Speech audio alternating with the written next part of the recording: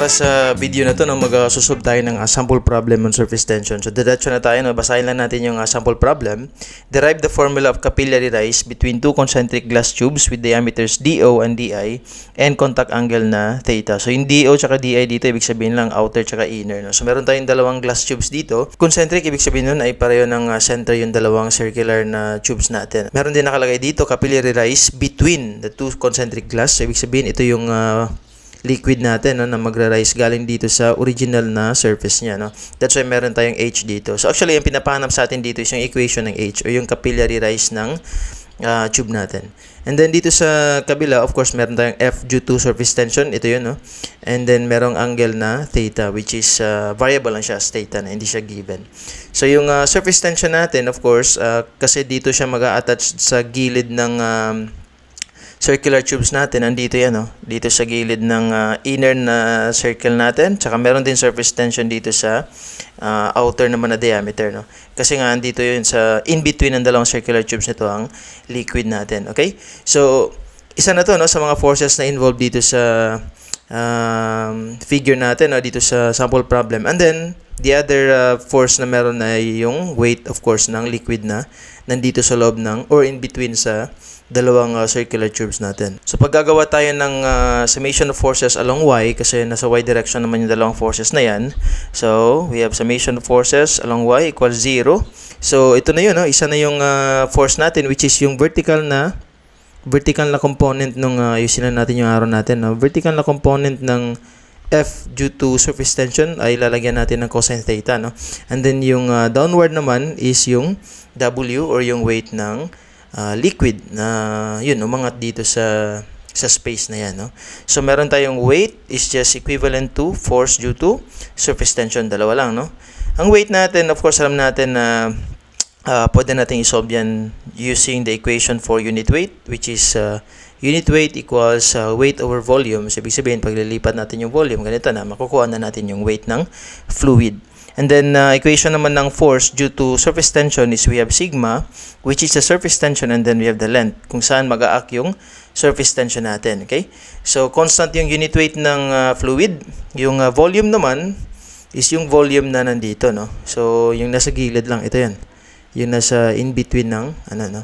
So, ibig sabihin, ito yung area niya, tapos i-multiply mo lang dun sa height ng fluid para makuha mo yung volume. So, yung area is just pi dO squared over 4 minus yung pi di squared over 4. So, ito yung equation ng circle lang, no? Tapos, sinabtract lang natin yung inner galing dun sa mas malaking circle. Tapos, of course, yung height ng fluid natin is h. Dito naman sa kabila, of course, meron tayong sigma na constant yan, no? Surface tension ng isang liquid. Tapos, yung length naman, kung saan mayroong surface tension, dalawa, no? Dalawang length. So, ibahin na natin yung kulay, no? Kasi pareho lang. Yung green, or ito na lang, yellow na lang, yellow.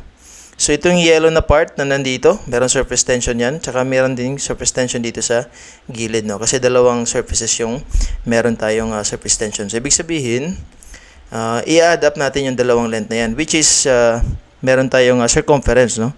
So, we have pi dO, ito yung circumference sa labas, plus yung pi d, ito yung circumference naman dito sa loob. So, ito yung length, no? Kung saan meron tayong surface tension. Okay? So, i-simplify lang natin yung equation natin. So, of course, magka-cancel dito lahat ng pi, no? Kasi meron namang pi lahat. Yan. Tapos, hinahanap natin dito is h. So, ilipat na natin yung mga variables dito sa kabila, no?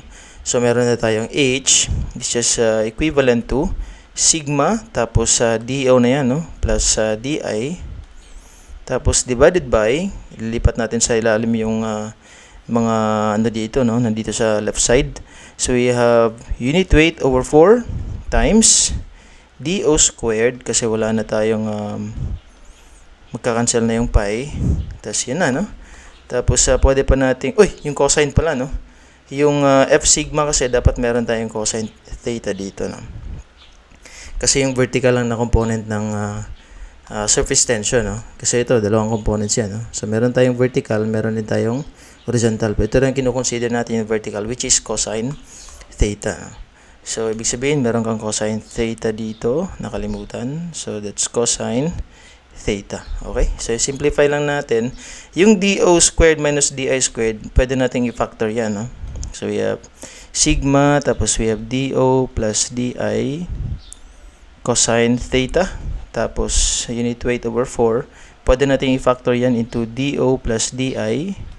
Tapos, do minus di. No? Difference of 2 squares ba yan? Kung hindi ako nagkakamali. No?